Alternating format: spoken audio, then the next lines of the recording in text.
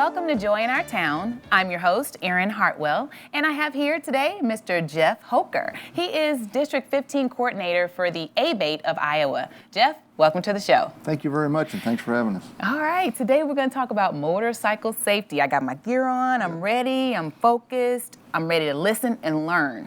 All right, great. Well, we'll see if we can teach you something. Tell me the role that you guys play in our community. Well, ABATE, our biggest function, I guess, is to educate. Yeah, absolutely. Rather educate than legislate. The more people that you can educate, the safer we are as motorcyclists and car drivers and everyone else on the highways. Okay. All right. Well, the statistics information that motorcycle accident, tell us about that. Share with us about, how people think that motorcycles are just another bike. It's way bigger than that, is what I'm saying. Right. Well, over the last few years, the last 10 years, I would say specifically, there's been more and more motorcyclists on the road. I think everybody's kind of noticed that. As a means of transportation, of course, they're cheap, they're economical, they're easy to park, they're easy to get around. And it's the end thing, I guess you'd say these days. It doesn't matter if you're a lifelong motorcyclist, such as I have been, or a doctor, a lawyer, a TV host anymore. Anybody you can think of, it seems these days, owns a motorcycle of some sort. So there's so many more on the road that safety is becoming such a bigger concern, of course. Yeah. And the best way to make us safer, amongst some other things, but is to educate on safety and things you can do to be safer. What are the most common injuries with motorcycle accidents? The most common injuries in a motorcycle is, of course, your soft tissue injuries, broken bones. There's not a cage around a motorcycle. We're wide open. Yeah. So in the event of an accident, whether it's a motorcycle by itself, whether it's a car motorcycle, whether it's two motorcycles, you're just more susceptible to anything you can think of. There's nothing to protect you, not a seatbelt, an airbag. It's basically us and whatever the hardest surface is around us, whether it be grass, concrete, gravel. So obviously the injuries are pretty significant in most motorcycle accidents. Absolutely.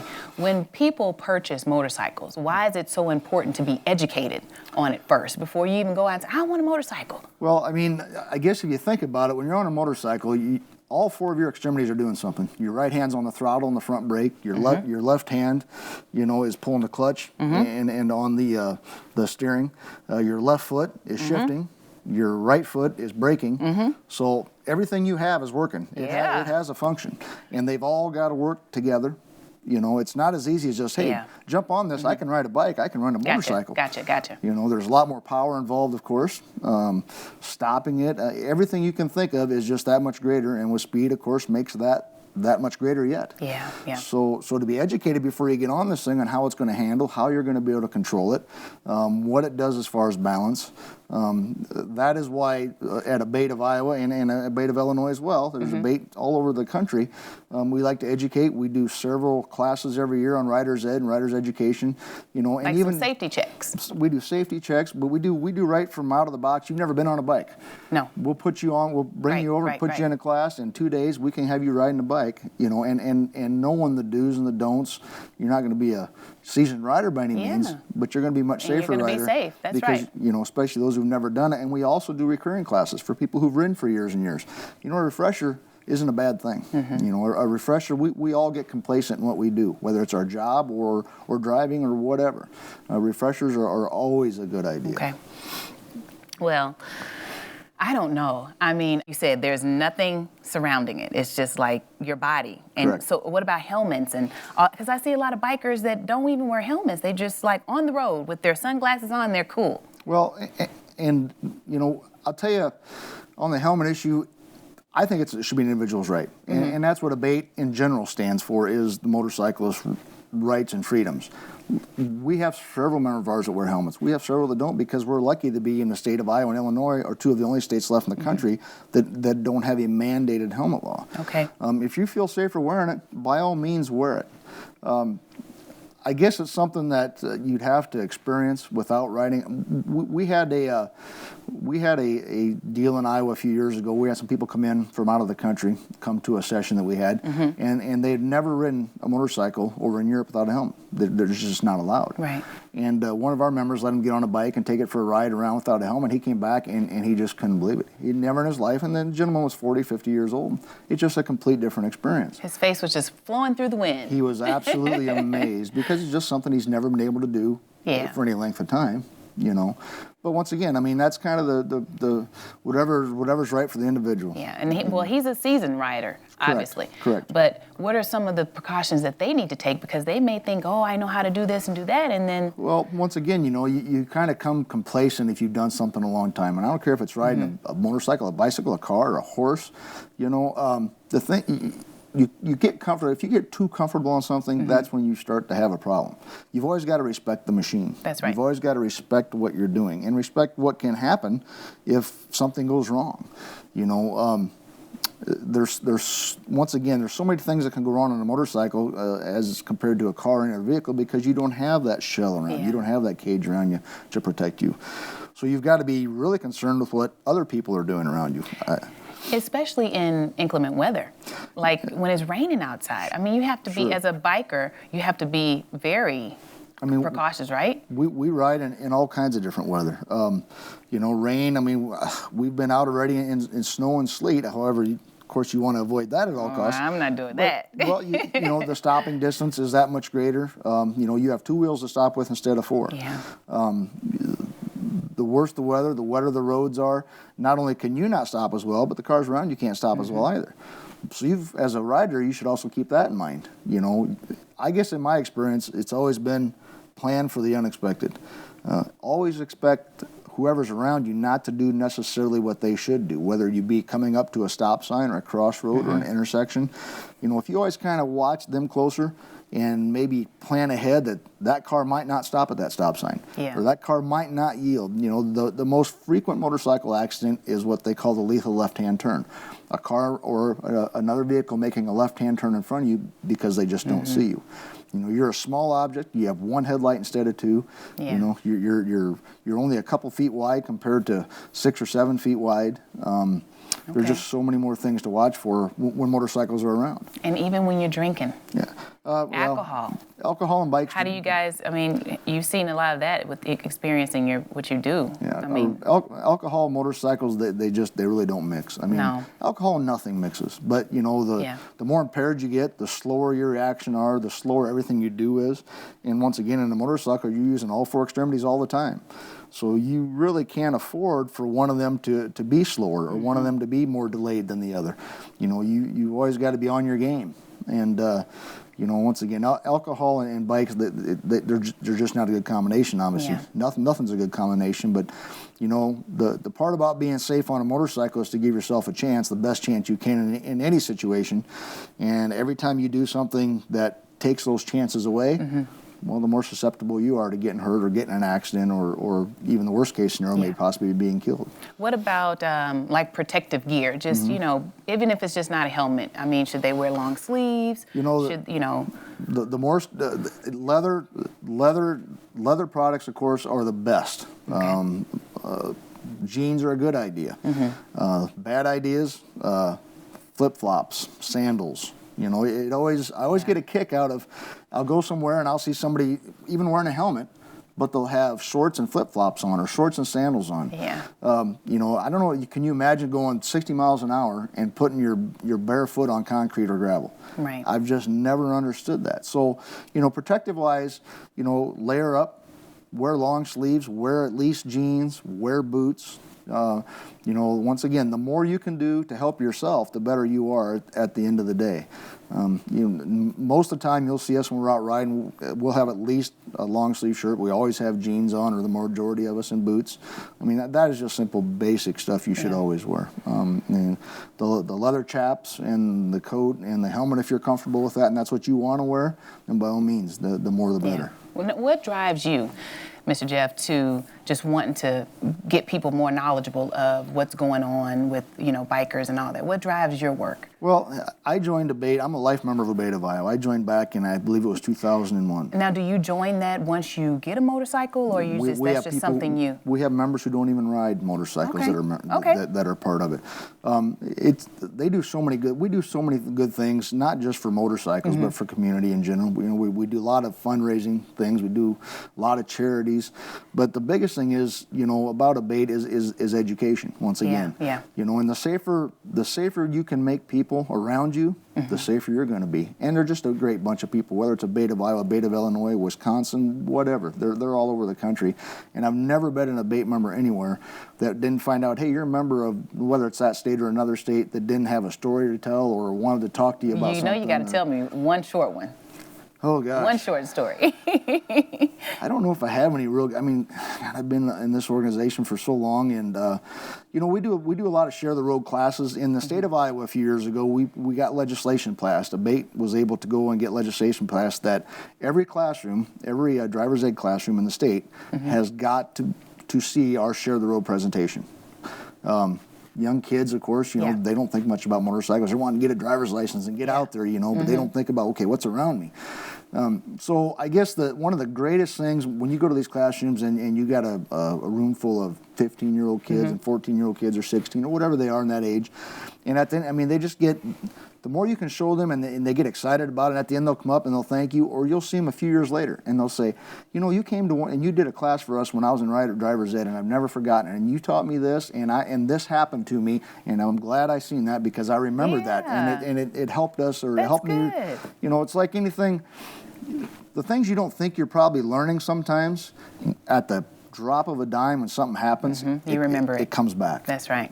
So to have one of them kids come up and thank you for doing it and thank you for doing that, that's probably the biggest payoff, I think. Well, if everyone can get their hands on you, they can they're looking at you right now on TV, and can you tell them where they can get more information about motorcycle safety? Well, there's several spots. Of course, abateofiowa.org is one you can go to. Your DOT offices, there's lots of information out there on that. There's so many different organizations that are about safety these days, and even your local dealerships, when you buy a bike, they offer several things, for classes or even tips on safe riding when you buy motorcycles. A lot of your places now are offering that. Harley-Davidson is big on that, on safe riding, and they really push that at their dealers as well.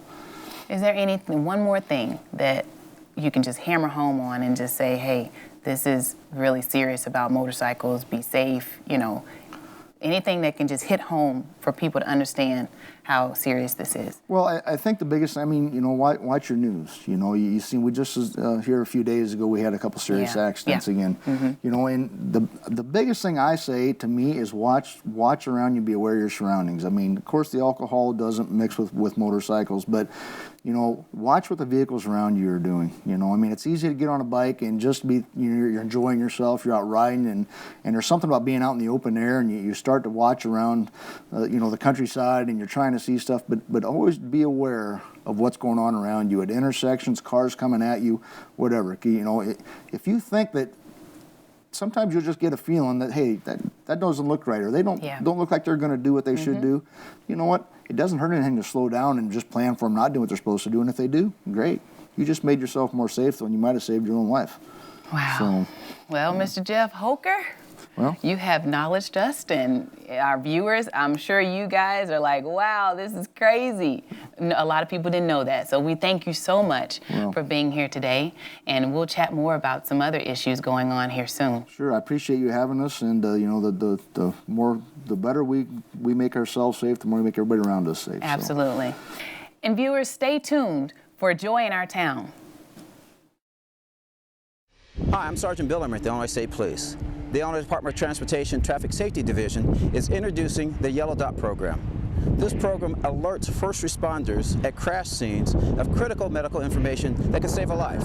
The best chance for survival following a traumatic injury occurs when the injured person is seen and treated within an hour of the event. In the moments directly following a crash, seconds count. Participants are providing important medical information that can help make split-second decisions. This is how the program works. The yellow dot decal is placed on the clean driver's side rear window. They need to make sure the surface is clean so the decal will adhere. A yellow personal information card is placed in the glove compartment, where participants have included the following: a clear, up-close face shot that can be easily identified as a crash victim, and a completed personal information form that includes name, emergency contact information, personal physician's information, medical conditions, recent surgeries, allergies, current medications. The program is a free service provided to all Illinois citizens. Anyone can have their information on a yellow card and have it placed in the glove compartment. Participants can visit www.yellow.illinois.org for information on the program and find a local distribution center. Thanks for learning about this simple program that saves lives. Got a new TV, computer, or cell phone? Waste Commission of Scott County will properly recycle your old e-waste, so don't worry about your data and information. Not sure what items are considered e-waste? It's simple. Anything with a screen or circuit board. No appointment necessary. Just stop by our e-waste facility to drop off your items. The best part? It's free for Scott and Rock Island County residents. E-waste recycling. Good for the environment, easy for you. Not sure what to do with all those paint cans, cleaners, and other harmful items under the sink and in your garage? This material poses a health risk and is harmful to the environment, so it can't be thrown out. Go to wastecom.com and make an appointment to bring in your hazardous material. We will dispose of it properly, and here's the best part. It's free for Scott and Rock Island County residents. Proper disposal of hazardous material. Good for the environment, easy for you. See these hands? They grip the wheel of a Humvee in Afghanistan. These hands? 6 years treating soldiers. 12 years flying choppers. We know you're strong, but sometimes you need a helping hand. You served us. Now let us serve you. The Iowa City VA Healthcare System. Welcome back to Joy in Our Town. I'm your host, Erin Hartwell, and we have back Mr. Jeff Hoker. He is District 15 Coordinator for ABATE of Iowa. ABATE, what does that mean? ABATE stands for a brotherhood aimed towards education, and basically that is exactly what it is. I knew it meant something. I'm like, ABATE. Okay. Yes. That's exactly what it is. Can you refresh the audience about ABATE of Iowa, what it means, what's your purpose in the community? Sure. ABATE of Iowa and ABATE of Illinois, all ABATE organizations countrywide, nationwide, kind of our program is to educate and make motorcyclists safer and the surrounding public around them safer, as well as we fight for all motorcyclist rights. Now, are there any myths or, misconceptions of bikers that people need to know? You watch the news and you see a lot of stuff on news about, bikers and what always seems to stick out is bad things sometimes. I think one of the neatest things about bikers, whether it's a member of ABATE or anybody else, is how quickly they'll jump up for any charity, for any help in the community. You ask a biker and they'll find somebody or some way of getting some help and getting something done. All right. Explain to us how a car and a bike, they have to make sure that they're on the same page without having to, Well, it's all about sharing the road. Bikes are so much smaller, of course, like I said, than cars, and the bikes they need the entire area to be able to move. You'll see a car come up alongside a bike, or maybe not give a bike as much room because they think he's smaller. Well, they are smaller. That's right. But they still need an out. And that's something for a car to always keep in mind: is always leave a bike an out. That's the look twice, save a life. Look twice, save a life. Look twice, save a life comes from, especially at intersections and things. You'll see a car come to a stop sign, or in a car you'll come to a stop sign, and you'll look left, look right, look left, as everybody's probably been taught in driver's ed. That's the look twice, save a life. If you think you saw something, look again. Yeah. If you think you've seen something out of the corner of your eye, look again. And once again, a motorcycle has one headlight. They're a small vehicle. But I don't think that most motorists know or they realize that a motorcycle needs its own lane. They need that, right? Correct, yeah. That's a law. And it is the law. Yeah. If I'm in that lane, I have a right to every piece of that lane. That's right. kind of general rule when we teach motorcycle safety is you have 3 lanes. As a motorcyclist, there's 3 parts to that lane. There's your left third, your right third, and your center. And depending on the situation, you can use and will want to use every part of that lane. Yeah. Because it's about being seen. So I guess one perfect example is, say you're behind a car. If you're in that left lane and you're too close to them and there's a car coming at you, they can't see you. So back up a little bit. If you're in that far right lane and there's a car coming at you, they can't see you at all until they're almost to you. So say they wanted to make a pass, and as they're coming at you, they're going to pass another vehicle. Well, if you're in the right lane, the far right lane behind the car, they can't see you till it's too late. Yeah. So make yourself seen, and then in those instances, we have to use whatever part of the lane is more appropriate. Yeah, that's good for a motorist to know. Yes, exactly. Because, I mean, what else like if I'm driving and I'm not on a motorcycle, what else should I know as a motorist? Well, once again, it's all about watching and looking, being aware of your surroundings. You know, one of the biggest problems these days is technology. I mean, cell phones, texting, Twitter. Yeah.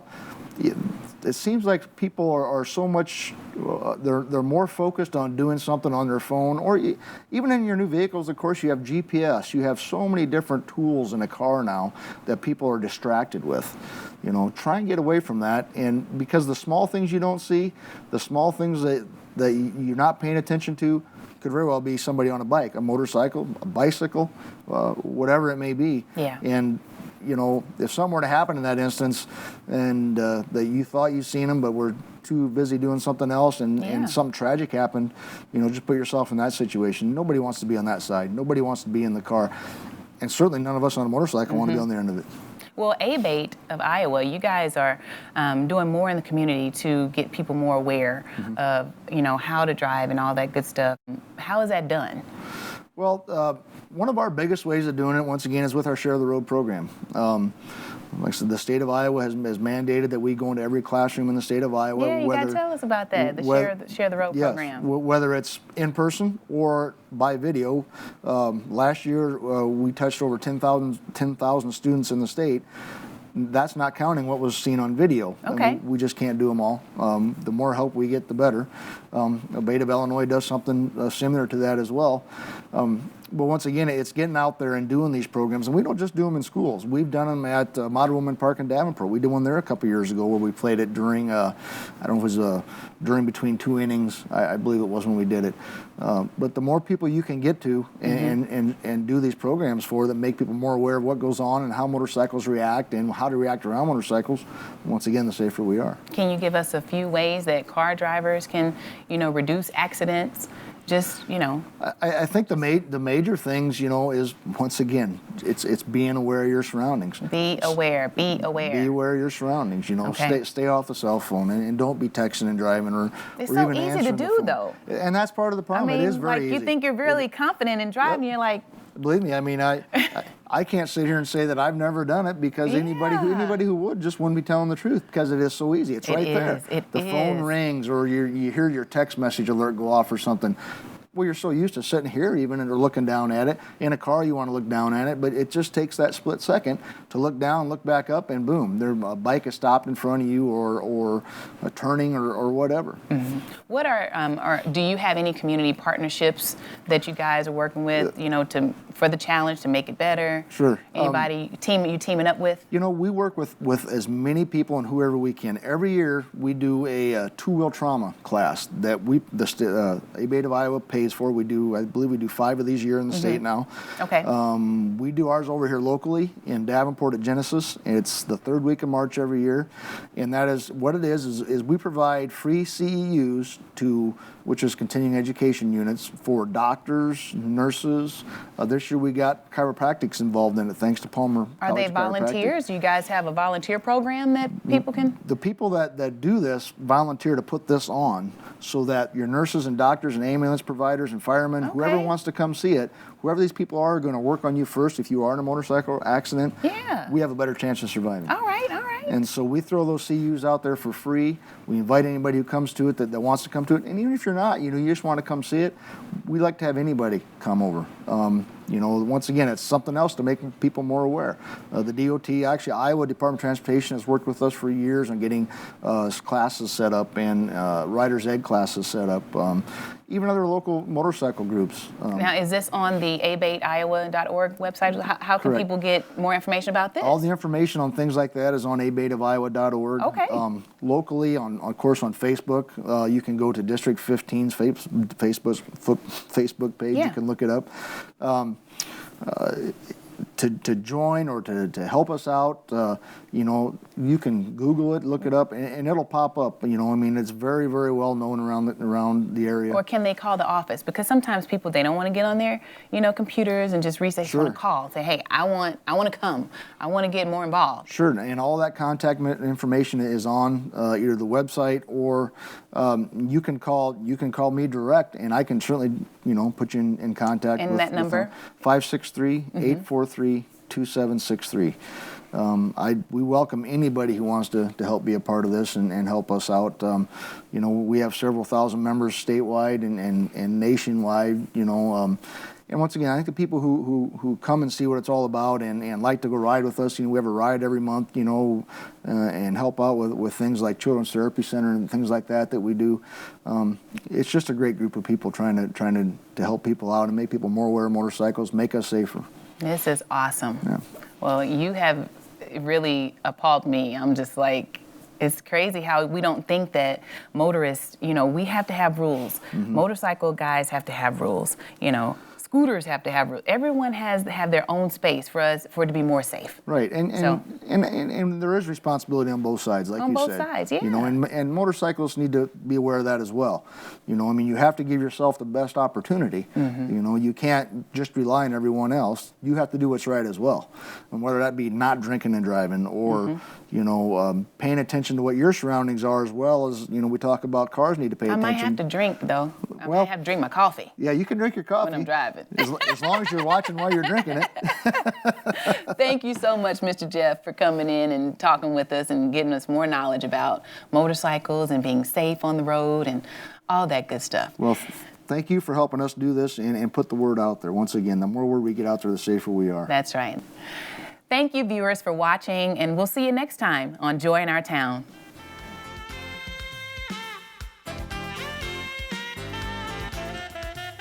This program has been sponsored by the Trinity Broadcasting Network and made possible by your telethon dollars. Your continual support can keep Joy in Our Town brought to your home every day. So write Joy in Our Town, P.O. Box A, Santa Ana, California, 92711.